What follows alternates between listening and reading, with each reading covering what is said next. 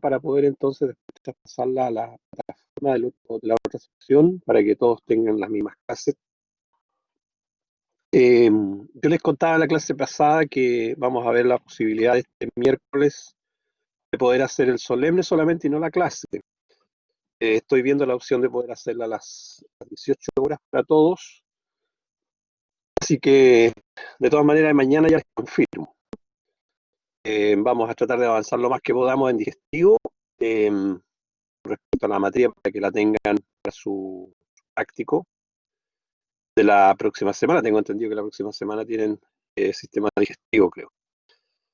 Bueno, con respecto a la pregunta que me hacía Emilio, la verdad que es muy difícil poder, no decir imposible, poder hacer un cambio exclusivamente para ustedes, porque la universidad tiene como instructivo, y eso lo acogen todos los departamentos de la universidad, incluyendo el cual pertenezco, que es el departamento de morfología, en que las pruebas se hacen en forma secuencial, es decir, sin volver atrás. Eso es para todas las carreras, no solo para ustedes.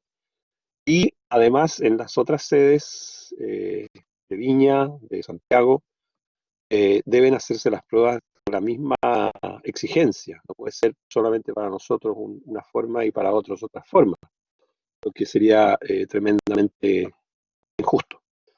Desde esa perspectiva, entonces, se tomó la resolución de que todas las carreras tengan la misma forma de evaluación, el mismo tiempo incluso, y por ende, entonces, está establecido desde el principio del año, digamos, cuando se empezó con las clases online, a hacer las pruebas con un tiempo definido según el tipo de pregunta. Nosotros tenemos preguntas alternativas solamente en el solemne, y como son 35 preguntas, tienen un tiempo de 55 minutos, lo que es más de 1 minuto y medio por pregunta. Eso es para todas las carreras. Y con método tipo secuencial, es decir, tienen que ir terminando una pregunta para seguir con la otra. Así que no es mucho lo que puedo hacer, digamos, con respecto a lo que me pide Emilio. Esa es la instrucción. A menos que se cambie a todas las carreras, no hay ninguna cosa contraria, digamos. ¿Ya? Bueno, hecha la aclaración, entonces vamos a comenzar ahora con la segunda parte de digestivo. La semana anterior estuvimos revisando hasta la cavidad oral, ¿se acuerdan ustedes? Y ahora nos corresponde revisar lo que es propiamente tal el tracto digestivo, ¿cierto? Ya hablamos de un tubo definitivamente. Eh, Algunas estructuras, el caso de la faringe, tal vez que tiene algunas amígdalas todavía, pero en términos genéricos ya el tubo que se inicia su estudio es literalmente un tubo con un espacio con un lumen central. Y eso es lo que nosotros en términos sencillos, recordando la materia pasada, le denominamos tracto digestivo. Y ese tracto digestivo, ¿se acuerdan ustedes? Yo les comenté que tenía 4 túnicas o 4 capas, ¿ya? La túnica mucosa, que a su vez se subdivide, ¿cierto?, en epitelio, en lámina propia o corion, que es tejido conjuntivo, y una tercera capita dentro de la mucosa que se llama muscular de la mucosa. Debajo de esa muscular hay otra capa de tejido conjuntivo que generalmente es mucho más gruesa que la lámina propia, que se llama submucosa por la ubicación. Después, más hacia afuera, tenemos una capa muscular. Para diferenciarla de la muscular de la mucosa, la llamamos muscular externa o muscular propia. Esa es la terminología que se usa. Y más hacia el exterior va a depender del sector del tracto digestivo de que estemos hablando, en el cual vamos a tener la opción serosa, como por ejemplo ocurre en el estómago, en el intestino también, o adventicia, como ocurre, ¿cierto?, en la parte final del recto o en el esófago, en la parte supradiafragmática. Así que depende eso del lugar que estemos revisando. Desde esa perspectiva, entonces, aquí tenemos un diagrama de flujo que resume lo que acabo de decir. Si se fijan, ¿cierto?, están los 4 capitas: mucosa, submucosa, muscular propia, muscular externa, y la cuarta sería adventicia o serosa. ¿Ya? O serosa.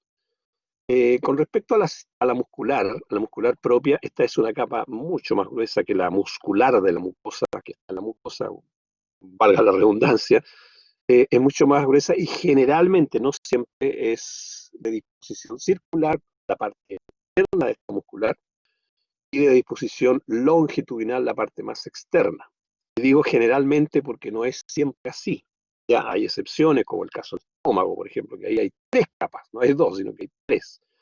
Entonces hay que tener ese pequeño cuidado. Pero en general, podríamos hablar, por ejemplo, del intestino delgado, en donde tenemos claramente ahí marcada una circular interna y una longitudinal. Lo mismo puede ocurrir para la muscular de la mucosa, ¿eh? La muscular de la mucosa también puede tener, a pesar de lo delgada que es, puede también tener dos disposiciones, una circular y una longitudinal. Eso también es dependiendo del lugar que estemos hablando. Pero en general, los componentes son estos. De ahora en adelante vamos a hablar entonces de las estructuras que son inherentes al digestivo. Y para explicarlo de mejor manera todavía, para que quede bien cimentado este concepto, aquí les voy a dar un pequeño extraído del Junqueira, Histología General Junqueira, donde el autor, ¿cierto?, nos muestra un tubo, literalmente un tubo, ya, puede ser cualquier, en el cual entonces tenemos al centro un lumen, que es lo que estoy mostrando con la manito, ¿se fijan? Y tenemos, ¿cierto?, la primera capita desde dentro hacia afuera, desde el lumen hacia el exterior, el epitelio de la mucosa. Ese epitelio puede ser variado, va a depender del sector. Por ejemplo, si el esófago va a ser un epitelio plano estratificado, sin queratina. Si es el estómago, va a ser un epitelio cilíndrico simple. Lo mismo que pasa en el intestino delgado. Entonces va a variar dependiendo del sector. Debajo estaría la lámina propia, que sería esa zona más blanquita, ¿se fijan? Eso es la lámina propia. Es tejido conjunto. Generalmente es laxo, generalmente. También hay excepciones. Después viene la muscular de la mucosa, que es esa que ustedes ven ahí. Esa es la muscular. Y hasta ahí llegamos con la mucosa. Vamos a tener entonces epitelio, lámina propia y muscular de la mucosa. Y ahí se acabó la mucosa. Después viene la submucosa, que es toda esta región clara que se ve aquí. Es mucho más gruesa, se fijan, que la mucosa. Esta se caracteriza por estar constituida por tejido conjuntivo también. Generalmente es moderadamente denso, moderadamente laxo. Decir moderadamente laxo, moderadamente denso es lo mismo, entre paréntesis. Eh, y básicamente aquí, ¿cierto?, ustedes van a encontrar una gran irrigación y particularmente grandes vasos, a diferencia de la lámina propia, que van a encontrar vasos más, ya, del orden de las arteriolas, ahí, los capilares. Acá en la submucosa, si bien es cierto, también hay arteriolas y capilares, pero la mayoría son vasos grandes, como arterias, como venas. Después vienen las capas musculares, o la muscular propia, propiamente tal, ¿cierto? Está constituida por dos, aquí en el esquema al menos. Esa de ahí que estoy marcando corresponde a la circular interna, y esa que está un poquito más oscura ahí es la longitudinal externa. Aquí el tejido muscular liso, como ustedes ven, está asociado, formando fascículos. ¿Ya? Fascículos. Vamos a encontrar en algunos sectores del digestivo en que las células musculares pueden ir también libres, como lo vamos a ver en el intestino delgado, por ejemplo. Después viene la serosa. Aquí dibujaron una serosa en este esquema, ¿eh?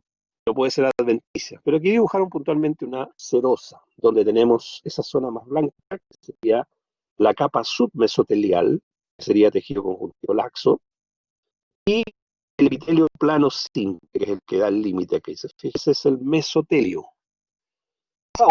Esa hoja serosa, si ustedes se fijan, se pliega sobre sí misma acá arriba, se juntan dos, y forman entonces una sobreposición de serosas, ¿ya? Donde se miran las capas submesoteliales, miran frente a frente, y los epitelios quedan por fuera. Esa estructura es lo que ustedes conocen con el nombre de mesenterio. Seguramente han escuchado esa palabrita, ¿cierto? El mesenterio es una serosa doble, si ustedes quieren, desde el punto de vista de la altura, diría yo, ¿ya? Aquí solamente se habla de serosa, ¿no? En esta zona, serosa. Ahora, hay sectores donde hay solo adventicia, y acuérdense que la adventicia es tejido conjuntivo, ahí no hay epitelio plano, no hay nada, solamente tejido conjuntivo. Pero eso es la adventicia, que también se ve, ustedes recordarán, en los grandes, en los vasos sanguíneos, ¿cierto? Cuando veíamos arterias, venas, y también teníamos adventicia. Adventicia, por definición, históricamente hablando, es tejido conjuntivo. Bueno, ese es el esquema. Ahora, a este esquemita también el autor le agregó glándulas. Si ustedes se fijan, por ejemplo, aquí hay unas glandulitas pequeñitas en donde solamente se imagina hacia la lámina propia el epitelio. Forma entonces una glandulita pequeña. ¿Ya? Esa glandulita es pequeña porque su adenómero está en la lámina propia. En cambio, esta otra, aquí se produjo el traspaso de la lámina propia, de la muscular de la mucosa, y los adenómeros están ubicados en la submucosa. ¿Se fijan? Son, por lo tanto, glándulas más grandes. ¿Ya? Por eso que aquí se habla de una glándula submucosa. Y por supuesto va a tener un nombre específico dependiendo del lugar donde se encuentre. Glándulas subsales no son muchas en el digestivo, no son muchas. Vamos a ir viendo, ¿cierto?, que son bastante relativas, bastante escasas. En cambio, las otras no, las otras son muchísimas, que están a nivel de la lámina pro. ¿Se fijan? Aquí hay otra glándula, miren. Esta sí que se pasó, porque miren el número, inmenso, atraviesa todas las capas, incluyendo la serosa. Bueno, aquí, por ejemplo, podría ser el conducto del páncreas, ¿cierto?, que desemboca en el duodeno. ¿Se acuerdan de anatomía, cierto? El conducto de Wirsung. Podría ser el colédoco también, ¿cierto? Ahí, cerquita, y bueno, eso es básicamente, porque las glándulas no están hacia el exterior y además están en la región de la cavidad oral que ya te.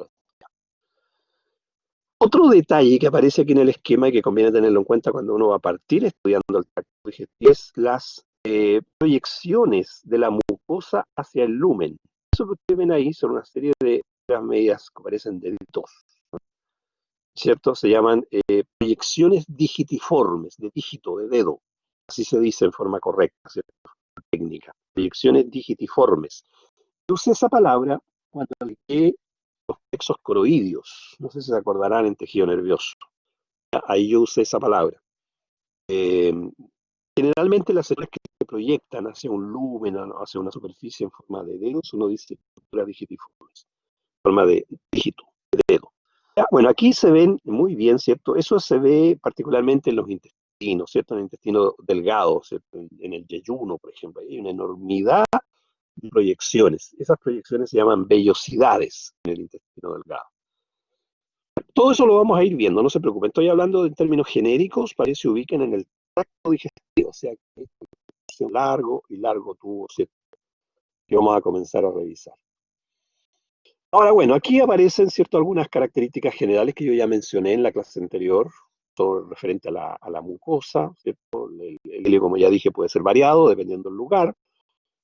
Puede tener tres funciones, básicamente. Protección, que es inherente, ¿cierto?, en lugares internos. Absorción, que ocurre, ¿cierto?, por ejemplo, en el intestino delgado, en el estómago. Y secreción, eliminación de componentes, ya sea a partir de las glándulas exocrinas o a partir de células ciliares que están en el epitelio, como ocurre, por ejemplo, en el estómago, donde ustedes tienen un epitelio cilíndrico simple, pero ese epitelio es secretor además. ¿Ya? Ahí hay la función implícita, ¿cierto?, de la secreción. Bueno, otra cosa también dentro de las secreciones es la liberación de mucus, ¿ya?, de mucus para proteger las paredes, lo que ocurre en el estómago, por ejemplo, ante ese pH, digamos, tan ácido que hay ahí. También liberación de sustancias que van a ayudar al catabolismo de los alimentos, a llevarlos de nutrientes y posteriormente nutrientes. Todo eso, ¿cierto?, está incluido en estas secreciones, que cada secreción es pancreática, qué sé yo, que tiene un alto contenido de enzimas. Generalmente uno le llama enzimas digestivas, ¿cierto?, que actúan a nivel del proceso digestivo. A eso se refiere. No olvidar también de que aquí, lo vamos a ver con un poquito de detalle, existe también secreción endocrina, ¿cierto? No hacia el lumen, por supuesto. Lámina propia o corion. Estos dos nombres, ¿cierto? Se usa más lámina propia hoy en día. Corion es un término antiguo. Hay algunos autores que todavía lo usan, pero son sinónimos. Es el nombre de la región. Tengan cuidado eso cuando se lo pregunten en el práctico, principalmente, ¿eh? El nombre de la región es lámina propia o corion. Histológicamente hablando, eso es tejido conjuntivo. Siempre cuando les pregunten algo relacionado con histología, Y se deben acordar al tiro de los nombres histológicos, no de las localizaciones, a menos que le estén preguntando en qué lugar se dispone tal epitelio, eso sí. Pero si están hablando de lámina propia, ustedes deben pensar en la región. Es una región de la mucosa. Y en esa región se pone tejido conjuntivo, puede ser laxo principalmente la lámina propia. ¿Ya? Bueno, ahí en la lámina propia, como es tejido conjuntivo, van a tener todos los elementos que nosotros usamos. Y en algunos sectores, bueno, como ya dije, algunos adenómeros grandes. Vamos a tener, fíjense ustedes, también un elemento que no lo hemos conversado todavía, que tiene que ver con el tejido linfático, principalmente los nodos linfáticos, linfoides. Solamente una definición muy breve. Cuando nosotros hablamos de estructura linfática, estamos hablando de estructuras defensivas. Son literalmente grupos, ¿cierto? De linfocitos, de macrófagos, de todas estas células que nos protegen y que están sobrepuestas en tejido reticular. Y eso constituye, ¿cierto?, un tejido linfático. Hay muchos en el intestino delgado principalmente, donde están las llamadas de Peyer, por ejemplo.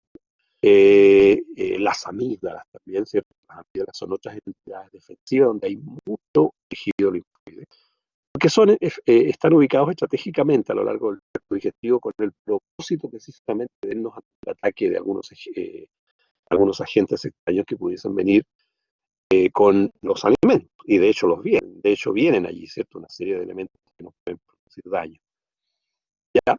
Entonces, todos estos elementos, ¿verdad? Macrófago, linfocito, etcétera, todo eso es lo que forma una verdadera barrera, como dice aquí, defensiva. Hay células plasmáticas, por lo tanto también hay cuerpo, etcétera. O sea, la idea es que nos protejamos, ¿cierto? Lo más posible de la invasión de agentes extraños que puedan venir con los alimentos.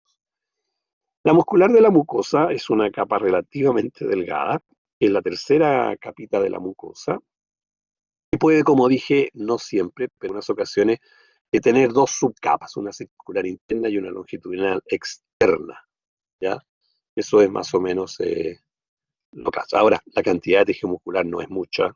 Hay sectores incluso en que prácticamente casi no hay de esta capita, como hablando del esófago, por ejemplo, partes superiores, etcétera, donde prácticamente la muscular de la mucosa, cierto tejido muscular liso es muy precario, muy precario. Bueno, la contracción va a determinar, cierto, parte de los movimientos peristálticos del órgano digestivo de que se trate.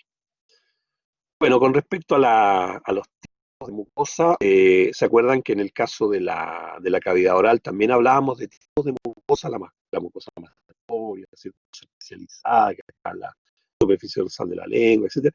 Aquí también hablamos de tipos de mucosa. Aquí hablamos de una mucosa protectora, de una mucosa secretora, de una mucosa absortiva o de una mucosa absortiva y protectora, o sea que tenga dos funciones. Además, por supuesto, todas ellas de dar un límite.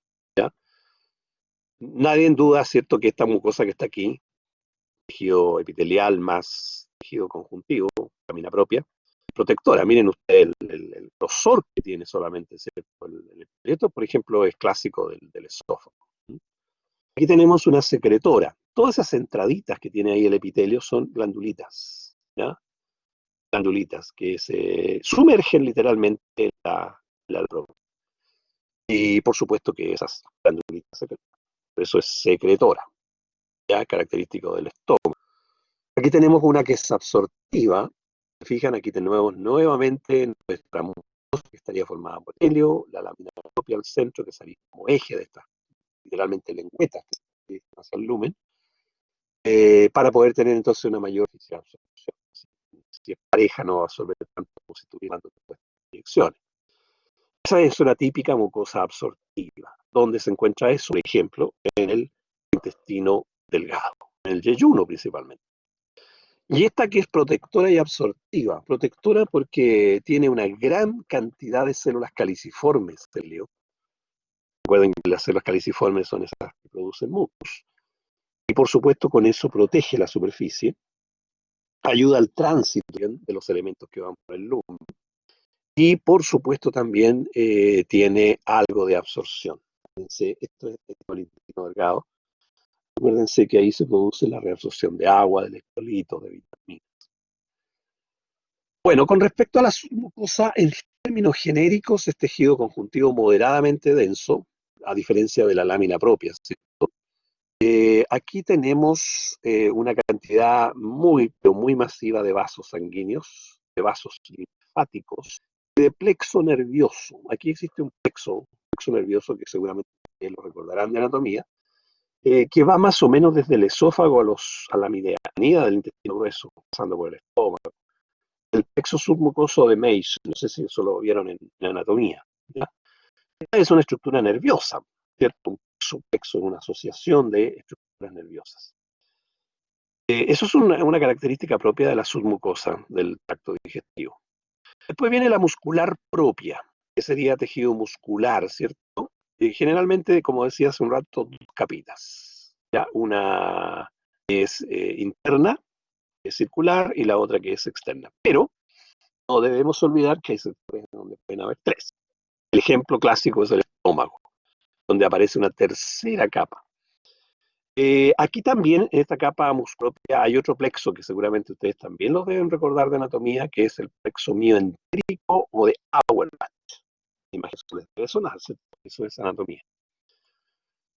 Y finalmente la serosa adventicia, como decía, que es la más externa, esto depende el sector, si hablamos de serosa o hablamos de adventicia. No voy a entrar en mayores detalles porque ya hemos conversado mucho la composición de una serosa, ¿cierto? Una composición de la adventicia. Bien, vamos a comenzar entonces primero con la faringe, que es la porción que está inmediatamente detrás de la cavidad oral. ¿Sí? La cavidad oral, el llamado como de las fauces, como le llaman los anatomistas, ¿cierto? Que es la entrada ya hacia la faringe. Y bueno, como yo les decía el otro día, la faringe en estricto rigor tiene tres zonas, ¿cierto? La nasofaringe, que no nos interesa mucho porque estamos viendo digestivo. Aquí está la bucorofaringe y aquí está la laringofaringe. Ahí está la lengüeta, ¿cierto? Esa es la epiglotis, ¿ya? Y aquí está obviamente ya el inicio del esófago. Entonces, el bolo alimenticio va acá por la cavidad oral, esa es la lengua por si acaso, ¿eh? Va a pasar, ¿cierto?, hacia atrás y va a llegar a la orofaringe a la laringo y de la laringo hacia el esófago. Por supuesto, quien evita el paso hacia acá va a ser la epiglotis. La vamos a estudiar en el sistema que vamos a ver en el sistema respiratorio. Aquí aparece una descripción anatómica y no tiene mucho de tipología, esto es solamente una descripción de cada una de las zonas, para recordarles, ¿cierto?, que seguramente la faringe se tiene las amígdalas latinas, qué sé yo, la laringofaringe, ¿cierto?, es una estructura que está más de la laringe, en ubicación, etc. Descripción anatómica. Bueno, con respecto a la buco y la laringofaringe, ustedes van a encontrar en primer lugar un epitelio plano estratificado sin queratina. Eso se reviste regularmente, ¿ya? Y debajo de ese epitelio, todo el torno de la buco y de la laringofaringe, insisto, de la buco y la laringo, no estoy hablando de la naso la vamos a dejar para el respiratorio. En la buco y laringofaringe, ¿cierto? Debajo del epitelio vamos a encontrar tejido conjuntivo clásico, ¿cierto? Que sería la lámina propia. Después vamos a tener una muscular de la mucosa. ¿Se acuerdan? Los tres componentes de la mucosa. En este caso, la muscular de la mucosa es relativamente gruesa, ¿ya? Y además hay una cantidad muy importante de fibras elásticas, ¿ya? Fibras elásticas. Acuérdense que aquí va a pasar el bolo alimenticio que se originó en la boca, gracias a la elevación de la lengua, que va a ser, ¿cierto?, como de catapulta, ¿cierto?, para impulsar el bolo hacia el destino, hacia el esófago. Entonces, obvio que en esta región no puede ser extremadamente compacta, tiene que tener un grado de distintibilidad para que el bolo entre a pasar y no producir daño. Y eso lo da esa cantidad de fibras elásticas que ya mencioné. La submucosa, que sería la siguiente capa, ¿cierto?, de la pared, prácticamente no se observa, ¿ya?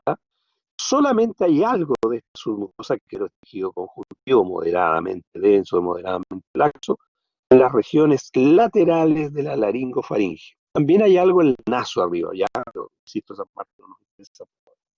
En la restante, ¿cierto?, la mucosa se relaciona directamente con el músculo, ya, prácticamente no hay submucosa en las demás regiones. ¿Ya?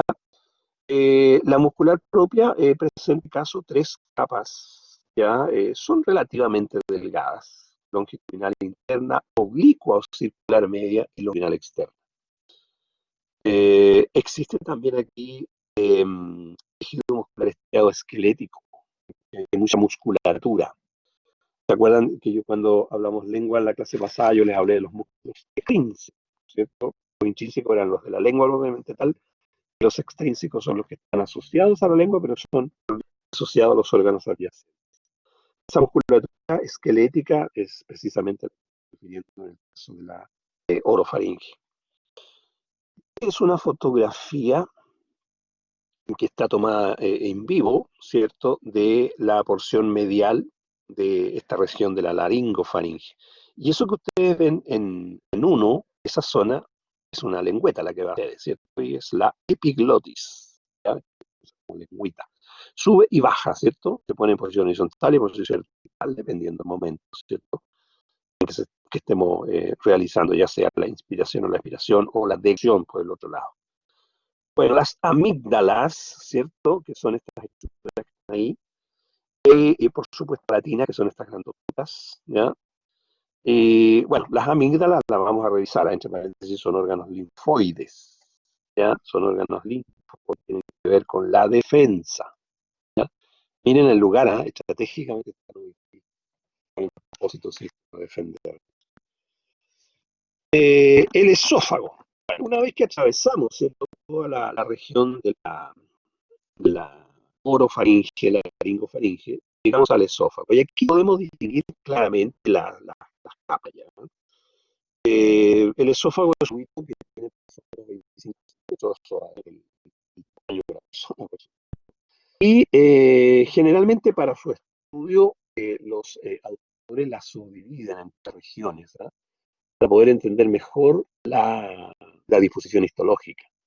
Entonces, más o menos hasta por aquí sería el primer tercio, por aquí, ¿cierto?, sería segundo tercio, y este sería el tercer tercio. Entonces tenemos un tercio, dos tercios y tres tercios. Ya van a entender por qué hago esta división, ¿ya? Porque hay cambios morfológicos interesantes en tercios, ¿no? Entonces se habla de un tercio superior del esófago, un tercio medio y un tercio inferior. Bueno, cuando uno ve un corte transversal de esófago, ve, tal cual lo está viendo aquí, un lumen irregular, no ve un lumen redondito como uno se lo pudiese imaginar. Entonces ustedes dirán, pero ¿y cómo pasa el bolo ahí, cierto? Si el bolo tiene una forma, como dice la palabra, una bola, una pelota, ¿cierto? Bueno, la gracia que tiene el esófago es que se puede distender. Y obviamente a medida que el bolo va pasando, el lumen del esófago se va distendiendo. Pero ya pasa el bolo alimenticio y vuelve otra vez el lumen del esófago, ¿ya? Entonces es transitorio ese cambio de forma. Ahora, la pared, como ustedes pueden darse cuenta, es bastante gruesa, ¿se fijan? Y tiene las capas que ya hemos mencionado.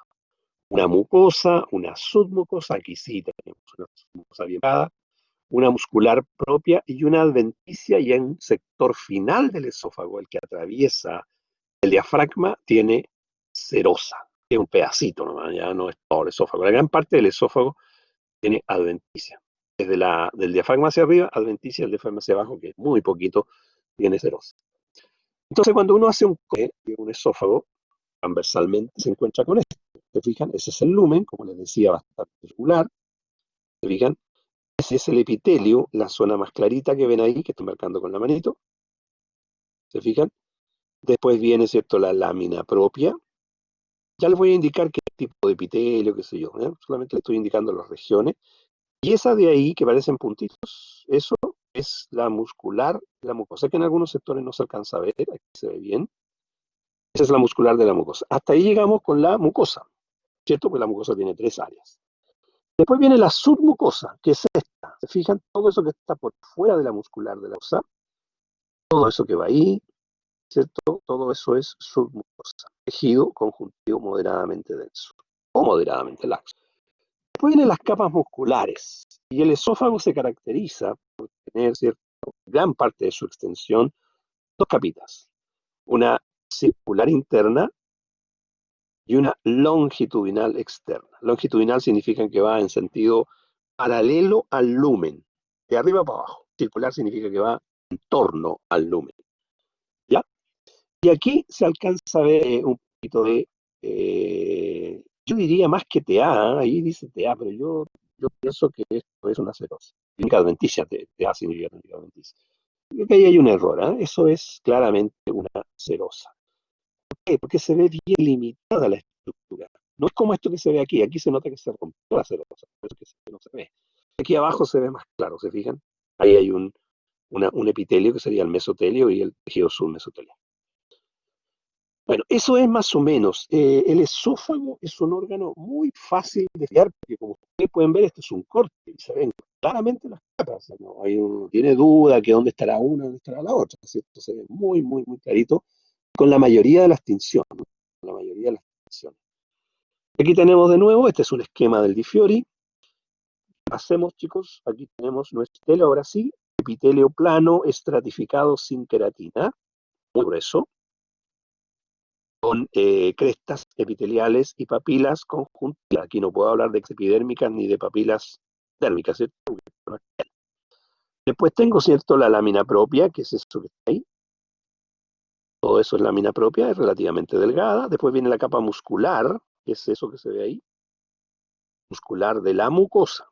Ojo, que comparada con la otra que está acá abajo es mucho más delgada. Después viene la submucosa, que es todo esto más eso que hay ahí.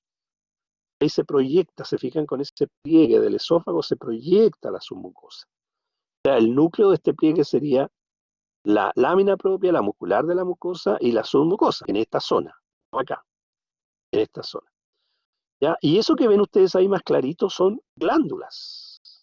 Glándulas a nivel, en este caso, de la submucosa. Y esto es tejido conjuntivo, hay mucho tejido conjuntivo aquí, ¿cierto? Hay algunas células adiposas ahí, ¿se fijan? Vasitos pequeños, aquí también hay vasos más grandes, ahí se ven arteriolas, algunas vénulas, ¿se fijan? Medias alargaditas. Y aquí están las capas musculares propias. Esta es la circular interna. Se ve la célula completa porque estas van alrededor del lumen que está aquí arriba. Alrededor, dan toda la vuelta, ¿cierto? Completa. Por eso es circular. Y esta es longitudinal porque va hacia ustedes y hacia atrás de la diapositiva. ¿Ya? Por eso se ve cortada transversalmente. Pero es longitudinal en disposición. En el corte es transversal, pero en disposición es longitudinal. Y además es un poquito discontinua. Miren ustedes, entre medio hay trozos grandes de tejido conjuntivo que se mezcla ahí, del tejido submesotelial o de la adventicia, dependiendo del sector, con este tejido conjuntivo que está entre medio de las dos capas musculares. ¿Ya? Por eso se dice que esta capita externa es un poco discontinua, porque hay espacios. ¿Ya? No como esta. Se fijan que es continua, que no hay mayores espacios entre ellas. A pesar de que entre las células, ya sabemos, hay también conjuntivo, eso lo advertimos. Ahí hay una vénula, ¿se fijan? Pared delgada, lumen adelgazado. Esta tiene más pinta de arteria, ¿cierto? Esa es una arteriola, claramente, pequeña, con paredes gruesas. Esta tiene paredes gruesas, pero es más grande. Y esa es una vénula, una vena. ¿Se fijan? Una vena pequeña. Esa también tiene más cara de tirada para vénula ya. Hay de todos los tamaños, ¿eh? Hay también capilares, hay tejido adiposo, qué sé yo. Pero es bastante interesante recorrer estos esquemas del Di Fiori porque son bien didácticos, ¿no? Muy didácticos. Y estos son códigos de colores que se usan para marcar capas. Ya, la mucosa, la submucosa, la muscular propia y la adventicia o serosa, dependiendo del sector del esófago que esté estudiando. Bueno, vamos a ir al detalle entonces. En la mucosa esofágica, como ya dije, tenemos un epitelio plano estratificado sin queratina. Una lámina propia, fíjense que aquí hay una pequeña variante. Tenemos aquí un tejido un poquito más denso que el laxo regular, diría yo. ¿Ya? Algunos libros todavía usan los nombres latinos, musculares mucoseae, pero ya no se usa mucho. Se los comento porque aparece por ahí. Normalmente uno ya habla de muscular de la mucosa. Eso es lo que se ve, lo mismo que revisamos recién en la foto. El epitelio entonces puede tener un espesor de hasta 500 micras. Tiene entre sus células epiteliales células de Langerhans. son CPA, son células presentadoras de antígeno. Las células de Langerhans son células que derivan del monocito, ¿cierto? Por vía PDS y llegan y se instalan ahí. Ya, en forma excepcional, dice córneo, excepcional. Eso es cuando las personas, por ejemplo, injurias al epitelio. Por ejemplo, aquellas personas que la ingerir bebidas calientes, ¿ya? Como el café, digamos, demasiado elevado en temperatura. Recuerden ustedes que nuestra temperatura es 37 grados. Entonces, tomar agua hirviendo es ir contra de nuestra temperatura normal, ¿cierto? Así que obviamente el organismo se trata de defender y una de las formas de defenderse, ¿cierto?, es produciendo lo que se llama una metaplasia, o sea, formar una estructura córnea a proteger contra esa injuria, como dicen los fisiopatólogos, ¿ya? Pero eso es ocasionalmente, ¿ya? Lo regular es que no, las personas deben ir, ¿cierto?, con una temperatura mesurada. En la lámina propia tenemos, ¿cierto?, glándulas, ¿ya? En las glándulas que están prioritariamente, se describieron en primer lugar muy cerquita a la parte basal del esófago, cerca al cardias, del estómago.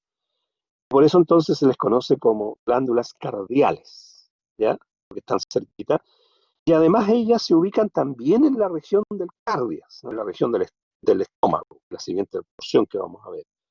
Entonces vamos a tener glándulas cardiales que están en la parte final del esófago, pero también en la parte inicial del estómago. Son las mismas glándulas, se llaman cardiales. Son tubulares, ramificadas, tortuosas, ¿ya?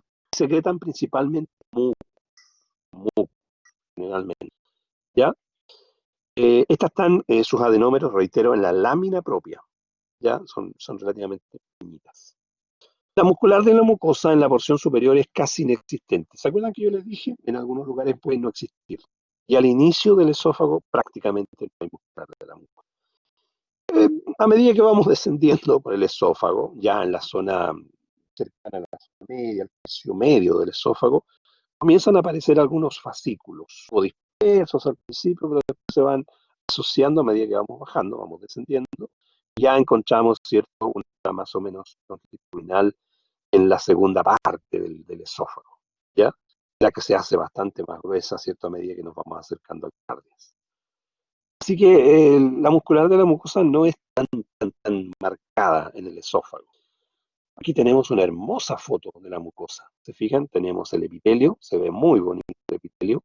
Es un epitelio plano, estratificado, sin queratina, ¿se fijan? Queratina, ¿ya? Ahí hay una cresta epitelial, ahí hay una papila conjuntiva. Esto es la lámina propia, ya, ¿cierto? Si ustedes se fijan, esta zona está rica en células. Todos esos son los núcleos de la célula. Y aquí está la muscular, ¿ya? La muscular de la mucosa, toda esta zona de aquí. Incluso está asociada a vasos, ¿se fijan? Y estos están dispuestos aparentemente en dos sentidos. ¿Se fijan? Ahí hay un sentido y aquí hay otro sentido de la fibra muscular. Entonces ya, esto sería ya una región de la medianía del esófago hacia abajo, ¿cierto? Porque ya reitero que la muscular de la mucosa en la zona superior es prácticamente inexistente. Después nos vamos a la submucosa del esófago. Aquí llama la atención la presencia de estas glándulas, ¿cierto? Están a nivel submucosa, por lo tanto son más grandes que las cardiales, ¿ya? Bueno, aquí tenemos un inmenso conducto, ¿cierto?, que obviamente proviene de todos estos adenómeros, probablemente, en el corte. Mucho tejido conjuntivo en este sector, ¿cierto? Hay mucho vasito, no se marcó muy bien, ahí hay un vasito, esa zona que se ve ahí, pero no se marcó muy bien con esta tinción.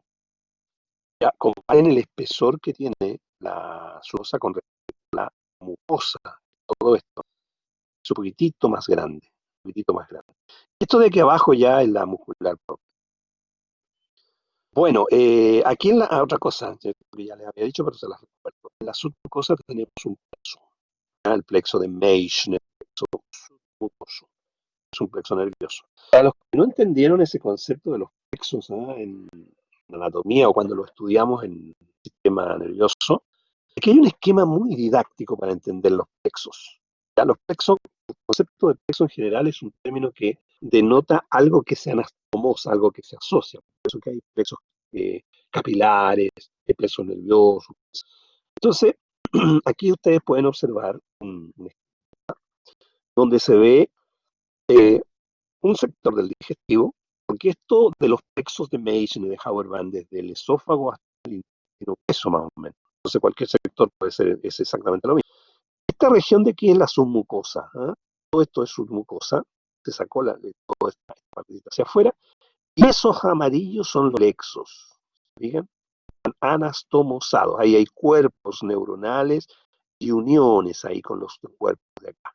Y forman entonces, como dice la palabra, un plexo.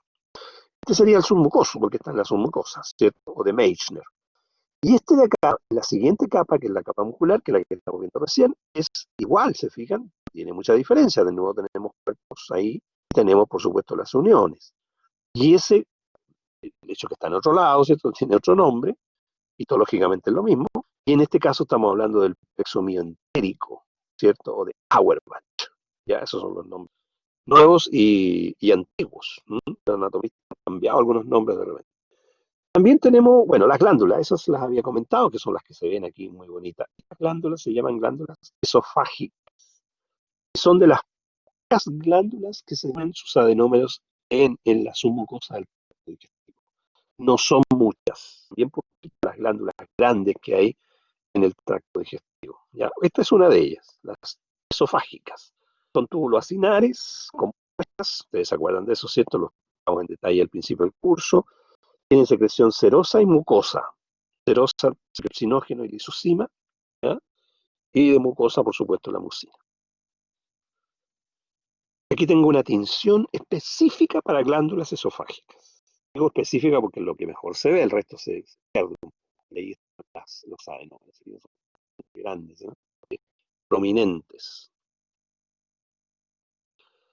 Bien, la muscular propia del esófago. Esta tiene dos capitas, pero aquí hay que hacer una salvedad. ¿Se acuerdan que les dije antes que dividíamos el esófago en porción superior, porción media y porción inferior? Bueno, la capa circular, porque son dos capas, ¿cierto? La circular interna y la longitudinal externa. La circular interna es enteramente de músculo liso, desde arriba hasta abajo, ¿ya? En cambio, la longitudinal externa, por fuera está, varía según la región. En el tercio superior es músculo estriado esquelético, ¿ya? Que en el fondo es la continuación del músculo de la faringe. En el tercio medio se encuentra tanto musculatura estriada esquelética como musculatura lisa. Hay una mezcla de las musculaturas en el tercio medio. Y en el tercio inferior de la longitudinal externa existe solamente músculo liso, ¿ya? Solamente músculo liso. Entonces, eso hay que tenerlo súper clarito, ¿no? Entonces, yo, si hago un corte de esófago y miro la muscular propia, yo puedo decir, estoy en el tercio superior. No, estoy en el tercio medio, si encuentro liso. Si encuentro solo liso, estoy en la parte inferior. Ese dato es importante cuando uno está haciendo el corte. Bueno, aquí se ve una foto donde se puede ver cierto el músculo, se fijan. Aquí hay músculo liso, claramente. De acá arriba es músculo esquelético. Ya, por lo tanto, estamos en el tercio medio. Tercio medio. Y aquí también, ¿cierto? No se ve en la tinción, pero hay un plexo, que es el que yo les contaba hace un rato, que es el de Auerbach. Bueno, la adventicia lacerosa ya les conté, ¿cierto? Así que no hay mucho lo que les puedo agregar. Del diafragma hacia arriba, adventicia. ¿Ya? Del diafragma hacia abajo, que es un poquito porque a poco este tubo se ensancha en forma asimétrica para formar el estómago. Hablamos de serosa, que en el fondo es. Aquí tenemos un corte transversal de esófago muy bonito. Fíjense, ese es el lumen, siempre regular. Esto contrasta con el órgano que está más adelante del esófago. Generalmente cuando uno hace cortes en ratitas, ¿cierto? Uno hace el corte del cuello completo, entonces ve el esófago y ve la tráquea que está ahí. Y uno sabe al tiro cuál es uno y cuál es otro por el lumen. La tráquea tiene un lumen bien definido, ¿ya? Bien definido, abierto. En cambio el esófago tiene un lumen irregular. Entonces uno dice, esta es la tráquea, este es el esófago. Como ven ustedes, las capas se ven muy bonitas, las musculares, ¿cierto? La submucosa, el epitelio, se ve precioso. Así que una excelente tinción.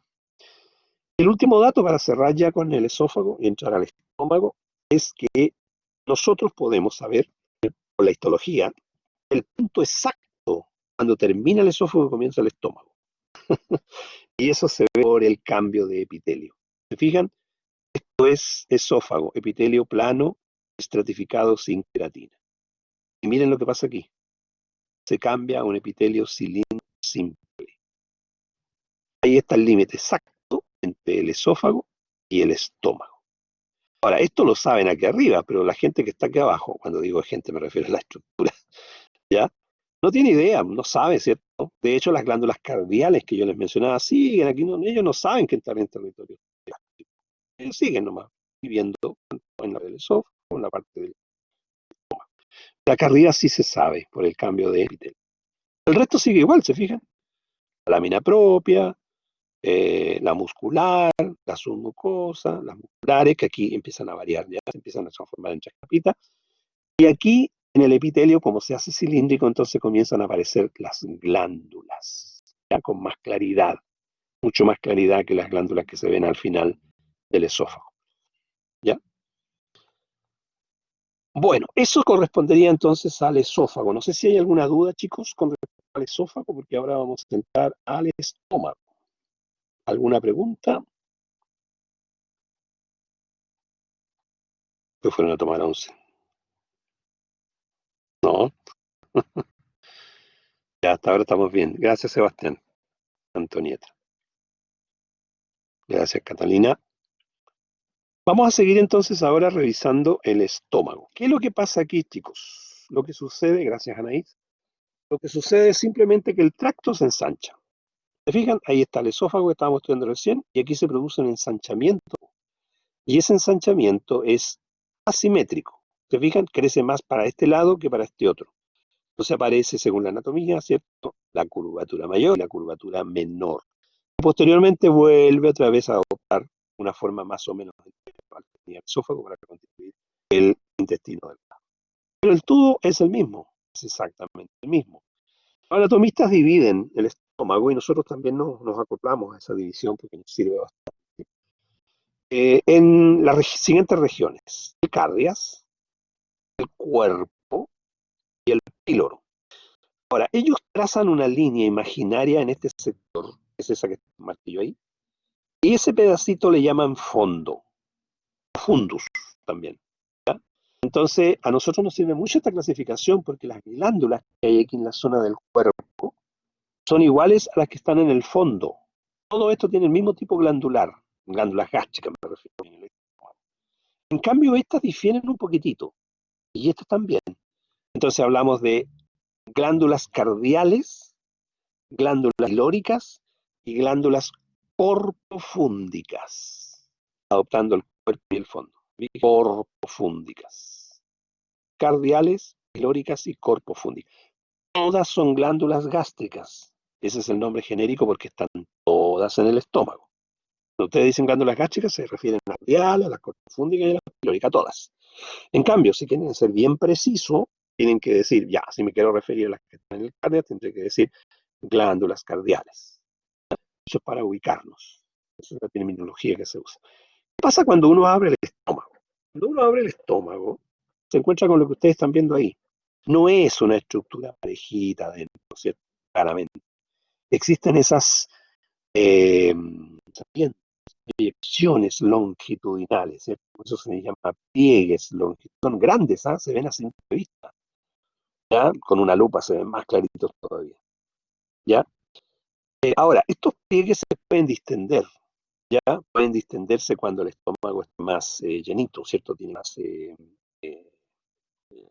lo que llegó, ¿cierto? A través del túbulo alimenticio, que en este minuto va a comenzar a producirse o transformarse en timo. De tal manera entonces que esa es la gracia que tiene. Esas proyecciones se pueden, ¿cierto?, como estirar para poderle dar más espacio a lo que viene llegando. Entonces, cuando nosotros hacemos un corte de la pared del estómago, nos encontramos entonces con la ruga. Ruga. ¿Eh? Ruga se llama esa proyección. Ya tiende entonces a desaparecer esta arruga cuando el estómago se dilata, cuando está más llenito, ¿cierto? El lumen, Eso se llaman rugas, ¿ya? O ruga. Es curioso porque ruga es un término latino, ¿ah? Y en latín no se usan las eses, ¿ah? No se usa rugas, ¿ya? Entonces se habla de ruga cuando hablamos de una en particular, ¿ah? Rugae es cuando son varias. Fíjense ustedes, no hay una S entre medio. Ahora, si ustedes se fijan en una arruga, aquí, van a ver esas estructuras, se fijan que son como salientes. Se fijan, aquí se ve bastante bonita esa. Son como más chiquititas y forman parte, ¿cierto? Pliegues. Esas estructuras se llaman mamelones. ¿Ya? Aquí sí estamos usando una palabra en castellano. Entonces, mamelón, mamelones. ¿Ya? Esa es la idea. Bueno, eso es cuando uno mira en la pared interna del estómago, ¿cierto? Bueno, lo mismo de siempre, como es el mismo tubo que se ensanchó, ¿cierto? Asimétrica, pero las capas no desaparecen, seguimos teniendo mucosa, seguimos teniendo submucosa, muscular y serosa. No cambia, no cambia. Lo único que podríamos decir aquí que se acimenta bien es que tenemos serosa. Aquí no hay adventicia en el estómago, solamente sería mesotelio y una capa sur mesotelial. Bueno, vamos a la mucosa, que es la que tiene más información al respecto. Las otras son fáciles. La mucosa es un poquitito más compleja, pero tanto tampoco. La mucosa, como buena mucosa, tiene que tener un epitelio, ¿cierto? Tiene que tener una lámina propia y tiene que tener una muscular de la mucosa. Eso es por definición. El epitelio aquí, como ya les dije, ¿cierto?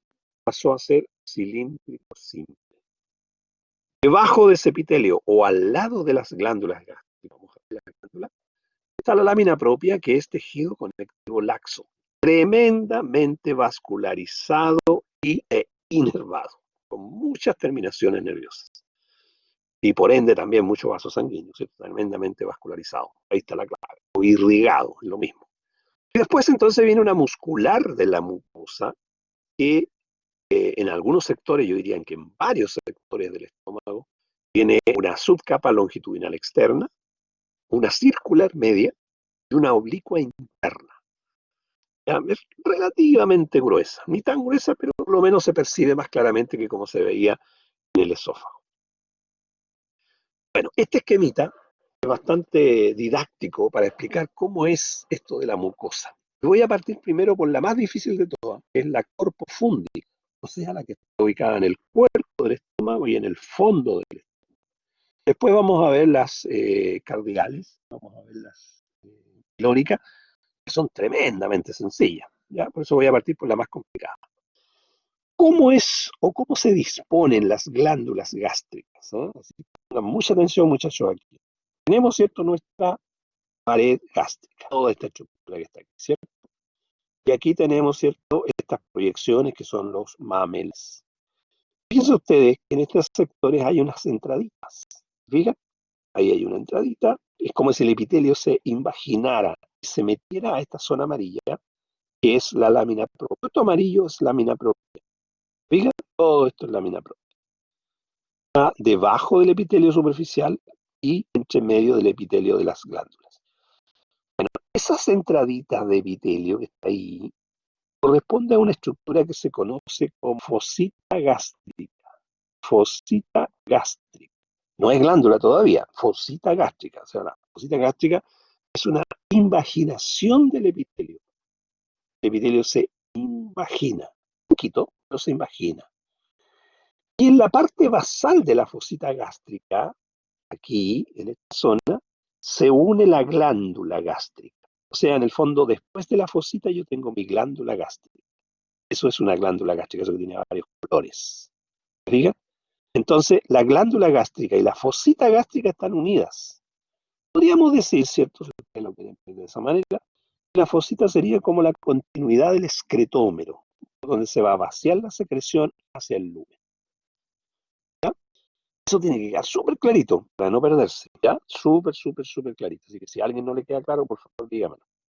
Entonces tenemos las fositas gástricas y las glándulas gástricas.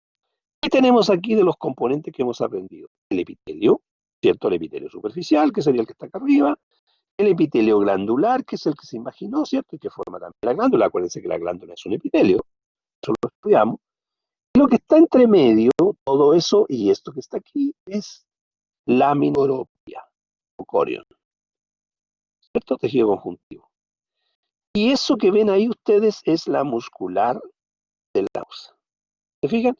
O sea, hasta aquí mucosa, de aquí para arriba es mucosa, formado entonces por el epitelio superficial, fosita gástrica, los adenómeros de las glándulas, la lámina propia y la muscular de la mucosa. Todo eso es mucosa, todo esto, ¿ya? Y más abajo, por supuesto, va a empezar la submucosa, obvio. Así. Repasemos esto, pues. Fíjense bien, aquí tenemos otro esquemita más bonito. Tenemos aquí, ¿cierto?, nuestra fosita gástrica, ahí va, ¿se la entrada del epitelio superficial, y aquí ya tengo las glándulas. Las glándulas pueden ser ramificadas, pueden ser tubulares simples también. Generalmente tienden a ser bifurcadas, o sea, con dos proyecciones. ¿Ya? Ahora, estas glandulitas, que parten más o menos por aquí, hacia abajo, se llaman en genérico glándulas gástricas. Pero como estamos estudiando la región corpofúndica, las vamos a llamar glándulas corpofúndicas. ¿Ya? Pero decir glándula corpofúndica es simplemente decir el lugar exacto donde está la glándula gástrica, porque son glándulas gástricas. Entonces, debajo tenemos la muscular de la mucosa, que vamos a esto, se acabó la mucosa, ahí están las líneas, ¿sí? Mucosa. Después viene la submucosa, después vienen las musculares, que aquí son tres, ya las vamos a revisar. Y después viene, ¿cierto?, la serosa. Aquí tenemos, ¿cierto?, lo que se ve en la práctica. Este es un esquema, se ve súper lindo, las glándulas son longitudinales, que es una gran mentira, ¿cierto? No son longitudinales porque están en forma de espiral, ¿cierto? Algunas para adentro, para afuera, entonces cuando uno corta ve solamente círculos, como lo que ve aquí, fíjate. Esto es más real que lo que está aquí arriba. ¿Ya? Entonces cuando uno hace un corte ve todo esto, todo eso son glándulas entre medio de la lámina propia. Por supuesto que esto es un aumento muy, muy pequeñito. Y arriba están las fositas, ¿se fijan? Esas son las fositas gástricas, esas que se ven ahí como hinchaditas. Y aquí tengo entonces, el autor me marcó aquí en azul, el límite de la submucosa. Esa es una arteria, ¿se fijan? Es una medio vaso, ahí hay una vena. Y eso que está ahí es la muscular de la mucosa, esa franja que se ve ahí, de color medio morado. Y aquí ya tengo las capas musculares. Bueno, esto tiene poquito aumento, entonces no se ve con tanto detalle. Por ejemplo, el epitelio aquí uno es difícil que pueda decir que es un epitelio cilíndrico simple, ¿cierto? Es muy chiquitito, ¿verdad? Pero aquí sí, pues. Aquí ustedes pueden decir claramente que es un epitelio cilíndrico simple, porque tiene mucho aumento. Y ahí se ve el epitelio cilíndrico simple. ¿Se acuerdan? Células cilíndricas, los núcleos más o menos basales. ¿Se fijan? Muy bonito acá el otro lado. Y esta es otra tinción para mostrar exactamente lo mismo. Fíjense cómo se tiñe la lámina propia aquí, ¿eh? Miren cómo se tiñe acá. ¿Ya? Y miren cómo se tiñen las células epiteliales. ¿Ya? Eso significa que se tiñeron prácticamente todas las regiones apicales de las células. ¿Ya? ¿Qué me indica eso? En la región apical de las células existen gránulos de secreción. Por lo tanto, el epitelio es un epitelio secretor. ¿Está claro? Eso tiene que quedar súper clarito. Las células se unen por uniones ocluyentes. ¿Ya? Por uniones ocluyentes. Bien apretadita. Entonces vamos a hacer el siguiente ejercicio. Tenemos aquí, ¿cierto? La mucosa, ahí está la muscular, ¿se fijan? Esa es la muscular de la mucosa. Eso es lámina propia con glándulas. Aquí se ven ya las glándulas medias cortadas en forma circular. Y aquí se ven mejor las fositas, ¿cierto? Vamos a ampliar este sector de aquí. Vamos a ampliar toda esta zona de la lámina propia. Y aquí ya podemos ver las células. Y nos damos cuenta que las células son un poquito diferentes. Entonces aquí estamos en presencia de una glándula mixta. ¿Recuerdan cuando clasificamos las glándulas exocrinas? Y yo les dije si hay varios tipos celulares en un adenómeno, estamos hablando de una glándula mixta. Y también, obviamente, cuando estaba la media luna Janus, en el caso de las glándulas salivales. Pero en este caso, no hay media luna Janus, sino que lo que hay son distintos tipos celulares. Y si ampliamos más esta región y esta de acá abajo, nos damos cuenta, miren, ahí tengo ese, ¿cierto? Lo amplié, miren, aquí tengo claramente dos tipos celulares, al menos. Unas grandes, muy acidófilas, y unas más pequeñitas, ¿cierto? Un poquito más oscuras, ¿cierto? Transparentes. Y aquí tengo más transparentes y pocas rojas. Eso significa que en este sector del medio tengo más rojitas y tengo menos de estas otras, que aquí las tengo en mayoría. Aquí tengo al revés, justo menos rojitas. Por supuesto que esos rojitas y transparentes tienen nombre, ¿eh? Yo le estoy diciendo para efecto de los colores, ¿no? Porque ahora vienen los nombres. Aquí está. Se han descrito todos estos tipos de células en el epitelio gástrico. Bueno, las de arriba obviamente son muy conocidas, son células del revestimiento, son células relativamente cilíndricas, ¿cierto? Y producen un mucus. Cuando estamos en la fosita gástrica, que es esa partecita de ahí, por ahí más o menos, tenemos, ¿cierto? Algunas células también de recubrimiento, por supuesto, pero tenemos unas células bien delgaditas en esta área, que incluso pueden estar también en la región más profunda, y esas células se llaman células regenerativas. Me imagino ya deducirán para qué servirá, ¿cierto? Más en la glándula, ya que normalmente los autores lo dividen en istmo, la parte superior, cuello, la parte media, y base, ¿cierto? La parte profunda. Encontramos variabilidad de células. Encontramos las células mucosas del cuello, que son estas que están aquí. Miren cómo se llaman, ¿eh? Mucosa del cuello se supone, ¿verdad? De la glándula. A ver, una cosa que quede súper clara. Cuando dicen mucosas del cuello, no quiere decir que estrictamente estén solo en el cuello. ¿Ya? Acuérdense que estamos estudiando el cuerpo humano. Por lo tanto, si bien es cierto, hay muchas a nivel cuello, pero también se pueden encontrar en el istmo e incluso en la base, pero en menor cantidad. Lo mismo sucede con esta otra, la siguiente, que es una célula muy extraña morfológicamente, que es la célula oxíntica o parietal. Es una célula inmensamente grande. Era la rojita que les mostré yo anteriormente, ¿se acuerdan?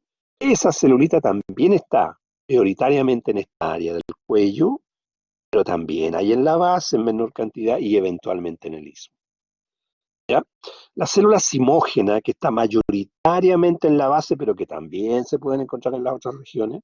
Y finalmente, y aquí viene lo novedoso del cuento, ¿cierto? Que fue lo que nos pasó también en la miocardio auricular del corazón, aparecen las células endocrinas. ¿Se acuerdan del sistema HIP gastroenteropancreático?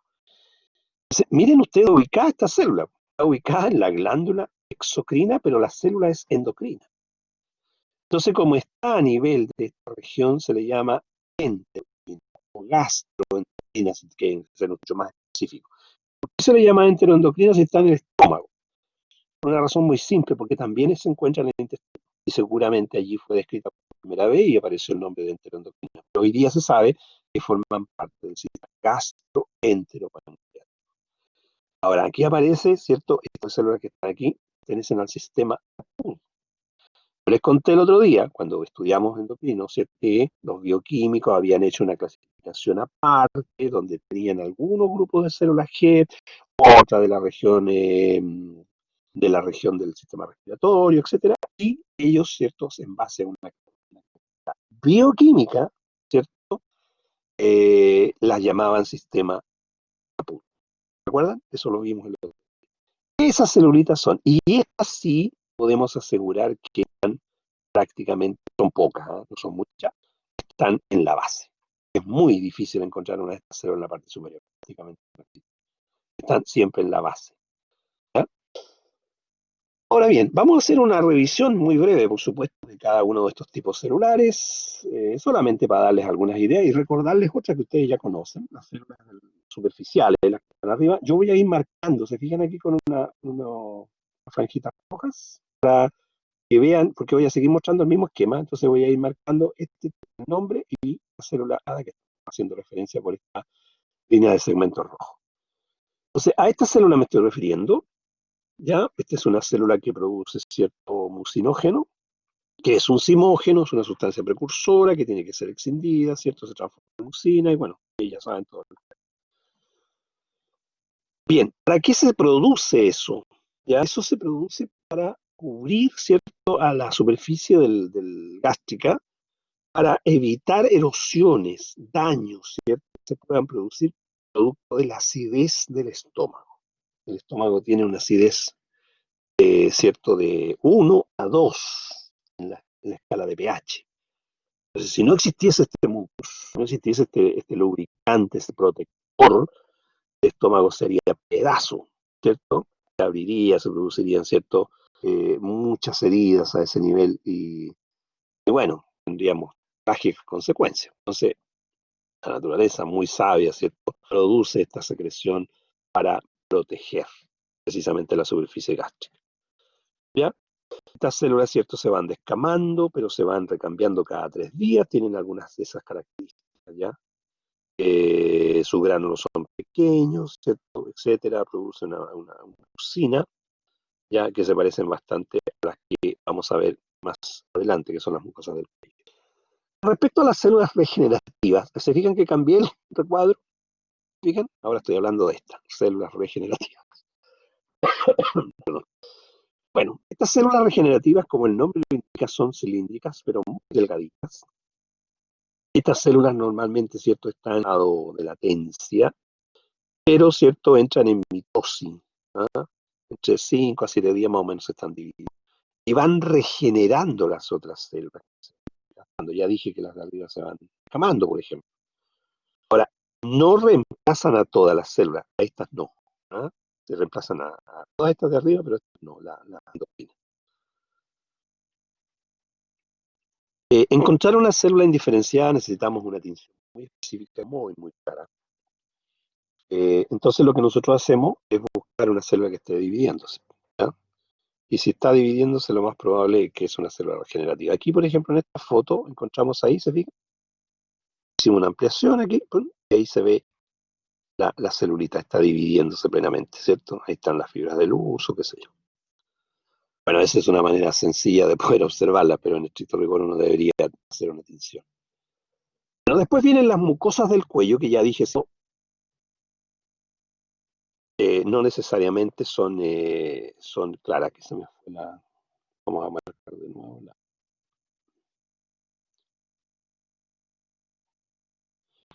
Vamos a buscar de nuevo, chicos, se fue la imagen. Eso es lo que ocurre aquí. Aquí estamos de nuevo con la imagen. Ya, pasó el desperfecto.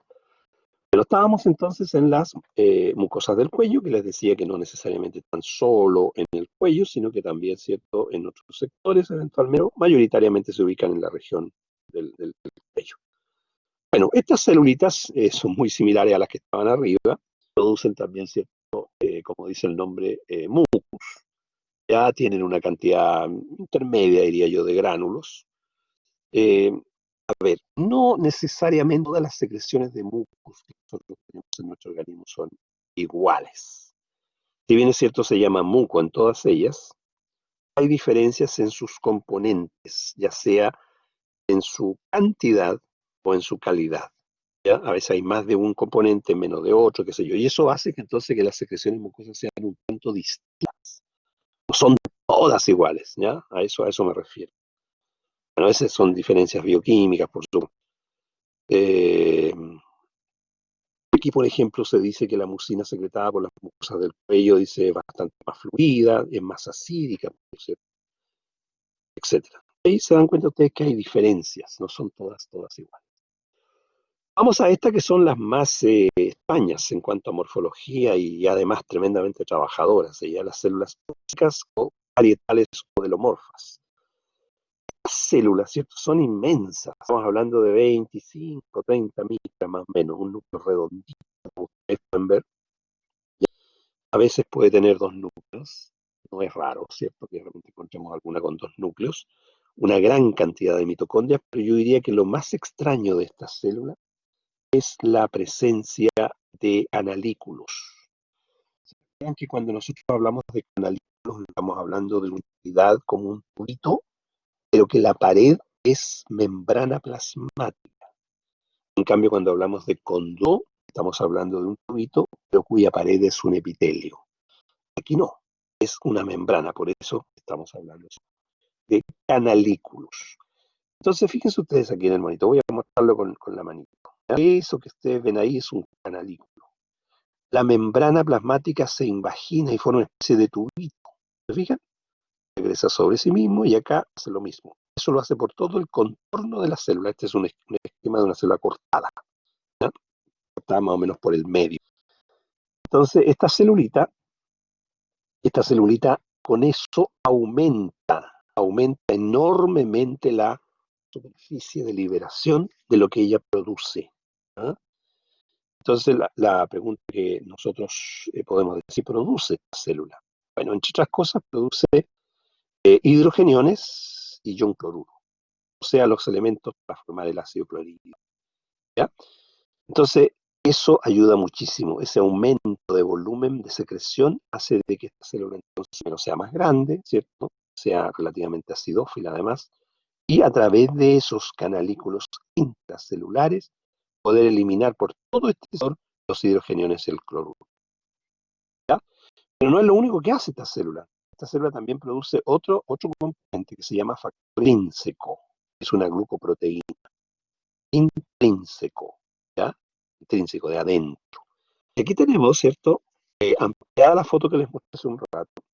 Esta es la foto que les mostré. Y estas son las células. Ellas son muy grandes, muy grandes. Por supuesto que no se ven los canalículos, porque eso se ve al microscopio electrónico. Aquí está el esquema, miren. Fíjense que los canalículos están llenos de microvellosidades. Eso hace entonces que aumente aún más todavía, mucho, mucho, mucho más la superficie. De hecho, que tenga ya los canalículos aumenta la superficie. Con las microvellosidades aquí que se entrecruzan, más superficie todavía. Mucha mitocondria, se fija, un núcleo bastante prominente. ¿Ya? Bueno, ¿por qué es importante el factor intrínseco? A lo mejor ustedes lo saben, ¿cierto? El factor intrínseco es una glucoproteína que permite la asociación de una vitamina, ¿ya? La vitamina B12 o cobalamina, perdón, cobalamina. La cobalamina es una proteína muy compleja, que es la que está aquí, bioquímicamente hablando, ¿cierto? Es una tremenda molécula que tiene un átomo de cobalto, ¿no? Esta molécula que viene con los alimentos, para poder ser absorbida necesita unirse a esta proteína, que es el factor intrínseco. Por lo tanto, la cianocobalamina pasa a ser el factor extrínseco, porque viene de afuera, extrínseco. Entonces, según el extrínseco con el intrínseco, se puede absorber. Cuando eso no ocurre, se produce la anemia perniciosa, ¿ya? Que es por falta de absorción de vitamina B12. Ocurre en la porción distal del ilion, ¿ya? Ahí en ese se ocurre esa acción. Ya, como vemos entonces, esta célula es súper, súper, súper importante. Y esto no lo es menos. La célula principal, homógena o adelomorfa, que es esta que está aquí marcada, ¿cierto? Esta celulita. Estas celulitas no tiene canalículos intracelulares, es más pequeñita, por supuesto, pero es tremendamente importante porque tiene muchas vesículas, muchos gránulos en el ápice, muchos.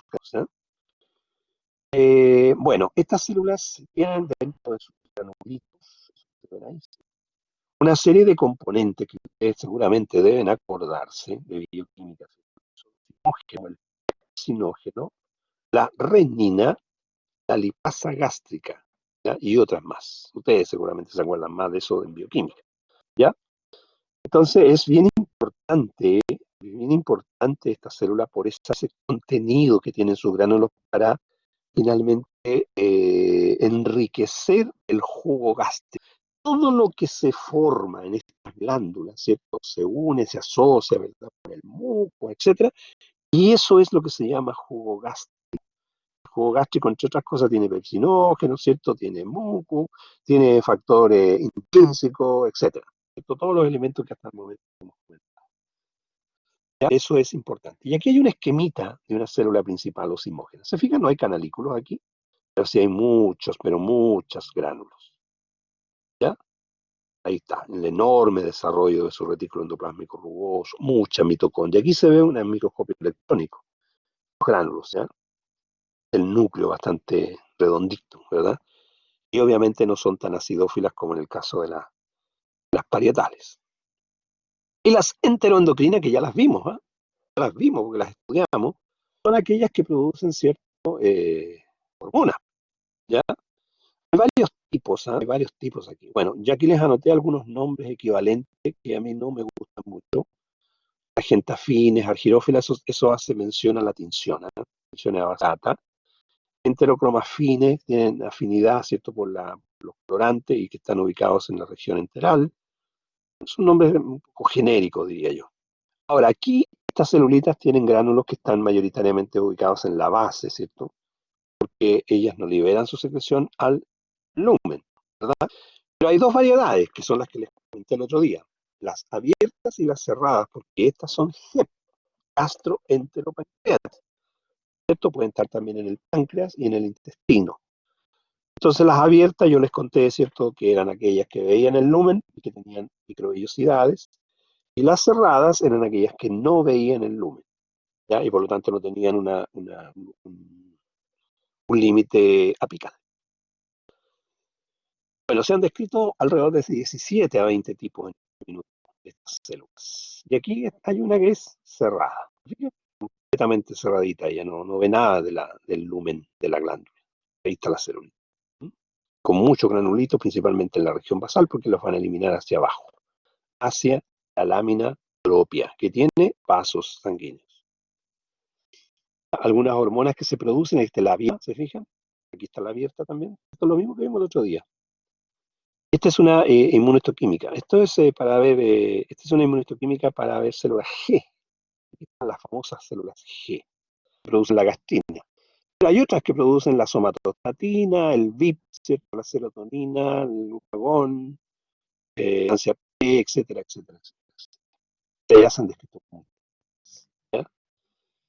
Y esto es para reforzar el concepto de sistema G, ¿ya? Por ejemplo, la gastrina se secreta desde el antro gástrico, ¿ya? También se secreta, existen de estas células en el duodeno, también existen una menor cantidad en el yeyuno, las células G. ¿Ya? Las que producen secretina están desde el duodeno hasta el inicio del intestino grueso. El VIP está desde la zona del estómago hasta colon. ¿Ya? Ya estas son GEP, de todas maneras. Bien, lo que hemos comentado, ya, lo que hemos comentado hasta aquí es, o mejor dicho, son las glándulas corpofúndicas o también llamadas oxínticas, ¿ya? Eso es lo que hemos visto. ¿Qué pasa en la región del cardio y en la región del píloro? También existen de estas glándulas, ahí se llaman glándulas cardiales y glándulas píroricas. Aquí son mucho más sencillas. Entonces, con este cuadro les enseño básicamente cómo son ellas. Las cardiales se encuentran en la porción final del esófago, inicio del estómago, son tubulares también. Tienen células mucosas y enteroendocrinas. O sea, aquí no hay células parietales, por ejemplo. Y por el otro lado, a nivel del píloro, ahí están las glándulas gástricas pilóricas, que tienen células mucosas y enteroendocrinas y en algunas ocasiones células, ¿ya?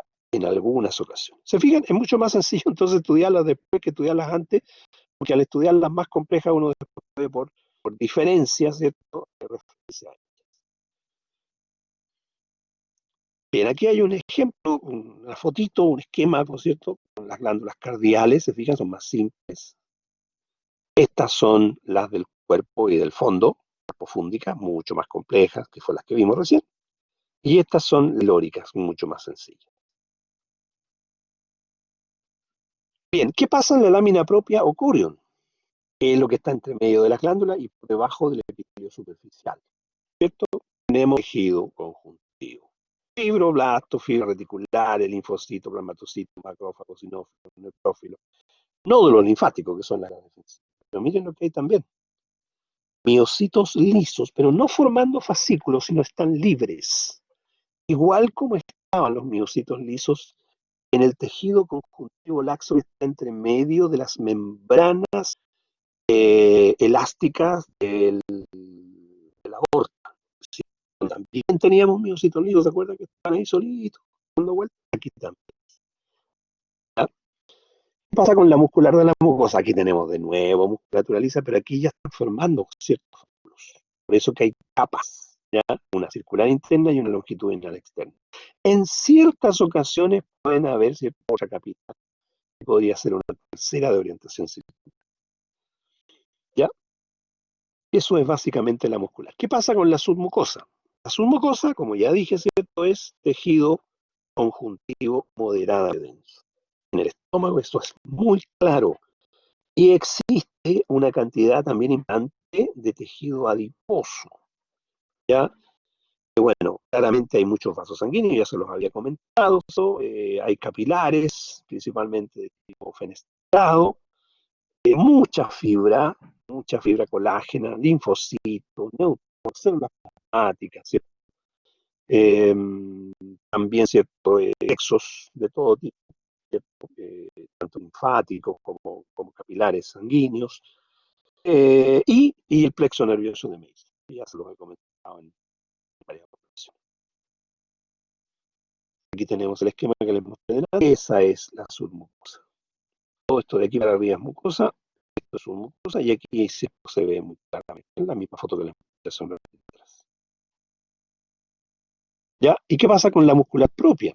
La muscular propia es la capa más gruesa. Aquí sí que hay una diferencia con respecto al esófago. Existe, ¿cierto? Tres capitas, claramente, pero bastante poco claras, bastante poco diferenciables, ya cuando uno hace los cortes. Es bastante gruesa, de todas maneras, toda la propia. A grandes rasgos, entonces uno puede decir que existe una longitudinal externa, una circular media y una oblicua interna. O sea, la posición es increíble, ¿cierto? Bastante variada. Y eso ayuda a montones a la acción mecánica del estómago para ayudar a la formación. ¿Ya? Eso es lo que se llaman los movimientos, ¿cierto? Que van a ayudar a macerar aún más todavía el bolo alimenticio que llegó proveniente del esófago, y también va a ser atacado por el jugo gástrico, ¿cierto? Toda esa secreción que estamos hablando ayuda también a degradar el material que viene en el bolo y que finalmente se va a transformar en una lechosa, por cierto. La capa circular media en la región del píloro, ¿cierto? Se gruesa y forma el esfínter pílorico, ¿ya? En la zona del píloro, ya que es el paso hacia el duodeno. No se olviden que aquí también hay otro plexo, ¿cierto? La muscular que se llama el plexo de Hauer. Y aquí hay un esquema que más o menos, ¿cierto?, nos muestra la disposición de las estructuras musculares. Fíjense, ahí hay en ese sentido, en este otro sentido, y en este otro sentido. Y todo esto, por supuesto, se contrae y eso hace entonces que el estómago pueda moverse en diferentes sitios. Ya tiene mucha movilidad, por decirlo de alguna manera. ¿Ya? Bueno, en este esquemita se ven todas las capas que hemos visto claramente. Si ustedes se fijan, ¿cierto? Se pueden observar las capas de las capas que les mencionaba. Fija, 1, 2, 3. Algunas un poquito discontinuas, ¿cierto? Porque hay mucho tejido conjuntivo aquí entre medio. ¿Ya? En esta es un poquito menos el conjuntivo, pero si ustedes lo miran de lado, miren, se ve algo así también, tejido conjuntivo entre medio. Y acuérdense que entre medio de las fibras también hay un poco de tejido conjuntivo. Y esta es la serosa. ¿Por qué les puedo contar de una serosa? Nada nuevo, ¿cierto? Mesotelio, epitelio plano simple y tejido submesotelial, que tejido conjuntivo. Eso no, la verdad que ya ni siquiera merece ser contado porque ya ustedes lo han escuchado montones de veces. Y eso sería, muchachos, con respecto al estómago. ¿Ya? No sé si tienen alguna duda, alguna pregunta. ¿Se queda más o menos claro el estómago? Todo clarito, perfecto, Catalina. Ustedes, entre paréntesis, tienen esta información subida en PPT, en la plataforma, para que la revisen, ¿eh? Le echen una miradita. Bien, ¿qué nos corresponde revisar ahora? Generalmente, Sebastián, sí, tejido conjuntivo. El de la mucosa ya es más denso, moderadamente denso, dice lo. Bueno, entramos entonces al intestino delgado. El intestino delgado, aquí el mismo tubo, y vuelve ahora a adelgazarse. Por eso se llama delgado. Es extraordinariamente largo el intestino delgado. Estamos hablando de 6 a 7 metros, así que aquí vamos a ocupar como unas 4 clases más o menos. No, para nada. Si estudiar el intestino delgado es bien sencillo. Es uno de los órganos más sencillos, igual que el esófago, ¿no? El intestino delgado. No es complicado. Hay que entender una cosita y el resto es lo mismo. Ustedes saben de anatomía, ¿cierto? Mucho más que yo. ¿Se acuerdan que está dividido en duodeno, ¿cierto? Yeyuno y león. Ustedes saben por qué se llama duodeno el duodeno, ¿no? Porque cuando se describió por primera vez no tenían con qué medirlo, lo midieron con los dedos. Eran 12, ¿no? Se pusieron duodeno. Esa es la razón por qué se llama duodeno. Esas son las anécdotas de la historia de la medicina, ¿no? Bueno, las capitas, miren qué novedad, ¿eh? Mucosa, submucosa, muscular propia y serosa. Las mismas capas de siempre. Es el mismo tubo. La mucosa, epitelio cilíndrico simple, igual que el estómago. Túnica propia o corion, tejido conjuntivo. Muscular de la mucosa, dos capas, circular interna y longitudinal externa. Acuérdense de Chile, ¿ah? Acuérdense de Chile para que no se les olvide. Chile. C, la H es muda, así que se va. I, LE, chi, chi, chi, le, ¿verdad? Submucosa, tejido conjuntivo relativamente laxo. Aquí varía un poquitito, se hace un poquitito más laxo que denso. Muchos vasos sanguíneos de diverso calibre. Los plexos de Mason, miren qué novedad. Y en el duodeno, puntualmente en el duodeno, unas glandulitas que están en la submucosa, que son el otro tipo de glándulas submucosas, muy poquitas, las glándulas de Brunner, que las vamos a ver ya en la siguiente sesión. La muscular propia, que tiene de nuevo dos capas, circular interna, longitudinal interna, o sea, de nuevo nuestro país, y una serosa con mesotelio y subserosa. Así se ve el intestino cuando uno lo corta. Nada de zonas planas, ni mucho menos. Estas se llaman estructuras, ¿cierto? Pliegues circulares o válvulas conniventes. ¿Ya? Las válvulas conniventes. Otras que ustedes ven ahí son pliegues. ¿Ya? En mi época nosotros hacíamos disecciones, ¿ah? Entonces muchas veces a mí me tocó cortar el intestino delgado así en forma longitudinal y con curiosidad, por supuesto, no con su guante le pasaba la manita interna. Y es pasar exactamente la mano encima de una seda, de un terciopelo, ¿ah? Una cosa muy suave, con la presencia de la enorme cantidad de microvellosidades, ¿ya? Eso es bien, llama la atención y no se olvida nunca, ¿no? de esos prácticos, ¿ya? Bueno, esas son las válvulas conniventes, ¿ya? Las válvulas conniventes o pliegues circulares. Entonces, aquí cuando uno estudia el intestino, y esto es lo que hay que tener claro, ¿no? Esta partecita que aparece aquí al lado. Eso que ustedes están viendo ahí son las válvulas conniventes. Esas grandototas. Aquí hay dos glándulas conniventes, dos estructuras conniventes, perdón. Válvulas conniventes, no glándulas, válvulas conniventes. Fíjense que la válvula connivente histológicamente tiene mucosa, todo eso que se ve puro, y submucosa, que es lo que se ve en blanquito. El núcleo, la parte central del eje es submucosa. ¿Ya? Eso es lo importante. Ahora, aquí, si ustedes se fijan, se ven unos pelitos. Esas proyecciones, si yo las amplifico, se ven así. En donde tengo epitelio y lámina propia. Ahí tengo muchas de estas, ¿se fijan? Muchísimas ahí. Por lo menos unas 80 o más. Esas estructuras comunitas que están aquí en grande, que son tres, aquí hay muchas, se llaman vellosidades intestinales.